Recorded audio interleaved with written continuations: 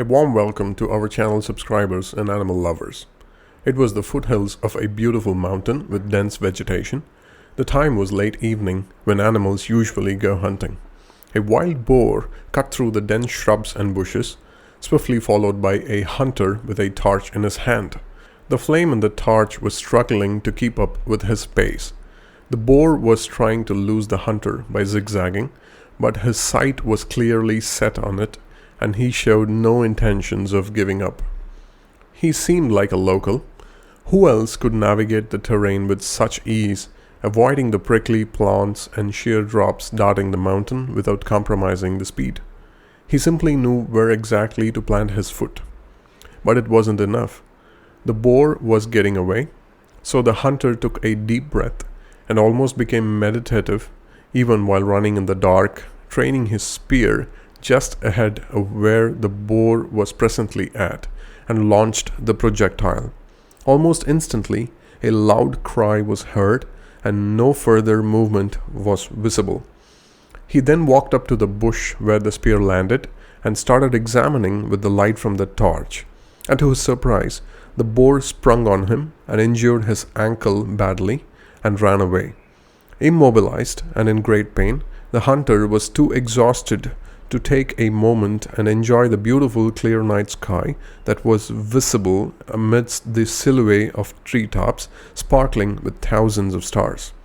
He was worried that other wild animals might spot him and he would be helpless with this injury. At that moment, something fell on him. He was worried if it was going to rain and make things worse. But it wasn't water. It was honey dripping from a bruised honeycomb on top of a nearby tree that must have been shaken by the whole adventure involving the boar.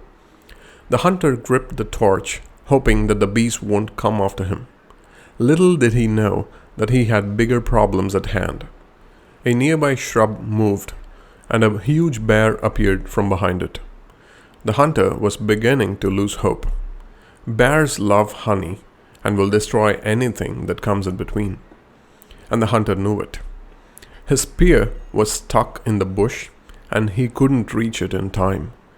He tried waving the torch, trying to scare the bear away, but it only aggravated the bear, and to make things worse, the torch slipped and fell into a nearby puddle. His only hope of survival just got extinguished. The bear started charging towards the hunter, who was a sitting duck by now. The hunter, facing certain death, closed his eyes and worried that he will never get to see the face of his yet-to-be-born baby. The bear was 2 steps away from crushing the hunter. The story will be continued later in today's video. 16th century Mughal emperors who ruled Tanjore region of Tamilnadu bred Bully Kutta. Hence, Bully Kutta is known as a breed that originated in Tamil Nadu, India. The origins of the name is in Punjabi, in which bully means wrinkled, referring to the wrinkled throat region of this dog, and Kutta means dog itself. The Mughal emperors placed more trust in the bully dogs than their personal security guards, owing to their loyalty and protective nature. And as with many pets, the loyalty and affection exhibited towards the owner was always top-notch, no matter what the financial background, caste, or color of the owner was. Looks like there is a thing or two we all can learn about equality from our beloved pets. Bully Kutta is also known as the Indo-Pakistan Mastiff, as it is prevalent in both India and Pakistan. These guys are great hunters, and as with many hunting dogs, in recent times, Bully Kutta was played in many dog fights. When this came to the attention of the Indian government, measures were taken to curb this dangerous activity. We have mentioned that the Cordoban fighting dog was unrivaled at dog fights. However, the Cordoba didn't know whom to side with or when to quit. It always fought to death. Bully Kutta, on the other hand, is not only ferocious but is also smart. It knows when to fight and when to avoid conflict. There are unconfirmed reports that the Cordoban fighting dog and the Bully Kutta share the same ancestral DNA. Many have also noted that the Cordoban and an Indian native breed Kombai share similarities, but we don't have conclusive evidences for these claims. It is easy to get fooled by the intimidating appearance of this dog. It is friendly with its owner and is playful and intelligent in nature. Owing to its heavy build, sometimes when the dog gets too playful and pounces on you, a visit to the physician is likely to follow. The love of these dogs don't defy the laws of physics, so keep this affection at a limit that is safe to your bones. Same applies to your kids too. In fact, kids must interact with bully Kuttas only with adult supervision. Even if the dog slips, the resulting injury is not going to hurt any less. Although this dog has been in existence for well over a century, it has not been approved by the Indian Kennel Club, probably owing to a lot of crossbreeding and dilution of the purity of the breed. This is causing a dent in the international reputation of this dog. Having said that, this dog is still pretty popular outside the Indian subcontinent, probably due to the British taking note of its abilities during their rule of India. Bully dog still has a good demand overseas. Bully Kutta is ferocious and can hunt wild animals, but it doesn't go after every animal it sees, only the ones that challenge it, pretty much like Achilles from Troy, and that is why no one will forget this breed. At the same time, this dog is human-friendly. Wondering how? Well, the American Human Association conducted a test for temperaments of dogs to find which breed is more suited as a loyal family pet. Several popular dogs were out of the race, and Bully Kutta made it to the top 5 comfortably. The test deemed the top 2 dogs to be the winner, and guess what? Bully made it to the top 2 as well. Now the plot thickens, as the other dog that was competing for the top spot is one of the most intelligent and friendly dog breeds, the Beagle.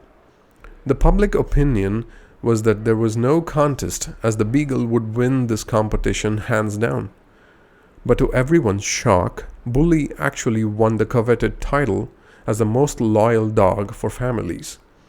This breed has 5 categories, namely Ancient Type Bully Kutta, Modern Type Bully Kutta, Nagi Bully Kutta, Asil Bully Kutta, Mastiff Style Bully Kutta. The original Bully came in just one color, which is white, very much like another native southern Indian breed, Rajapalayam, with a pink nose and all. But over time, there are 4 more colors in which the Bully dogs are available in: black, red, fawn, brindle, and harlequin. These guys can grow up to a height of 2.7 feet, weigh up to 80 to 90 kilograms, live up to an age of 10 to 13 years, and can yield 3 to 5 puppies. They have a long and straight tail. They are not difficult in terms of grooming, as their coat is short and easy to maintain. A fortnightly brush should do the trick. They also keep themselves pretty clean. They are known to be beauty conscious, so wiping them occasionally with a wet towel should be enough. It is important, however, to keep their ears clean. If not, earwax will form and might lead to infections. For what they lack in grooming, they will duly compensate by increasing the food expenditure. They are known to eat up to 2 kilograms of food a day. That should consist of 40% meat, 30% veggies, and 30% carbs. A 3-month-old puppy needs dog food 4 times a day. Up to the age of 6 months, they require dog food 3 times a day. And up to the age of 1.5 years, they require dog food 2 times a day. And beyond that, they need to be fed once a day. Consult your friendly neighborhood vet for more info on the dietary choices and restrictions for your dog. These dogs are definitely not recommended for neither first-time pet owners nor for people living in apartments. These dogs are huge and obviously require a large house with a big garden that it can roam around freely in. It is important to walk the Bully dog for at least a kilometer every day, as such a large dog, if becomes overweight, is going to be a huge problem for everyone involved. Besides, keeping them active makes them happy and cheerful. The bully dog undergoes 4 types of trainings: crate or cage training, obedience training, behavioral training, and social training. They have a dominant nature, and it is important for the owner to show the dog who the boss is from an early age so that the dog behaves well. These guys are prone to hypothyroid, eye blindness, and skin allergies, but all of these are curable conditions. They retail for anywhere from $80 to $1,300.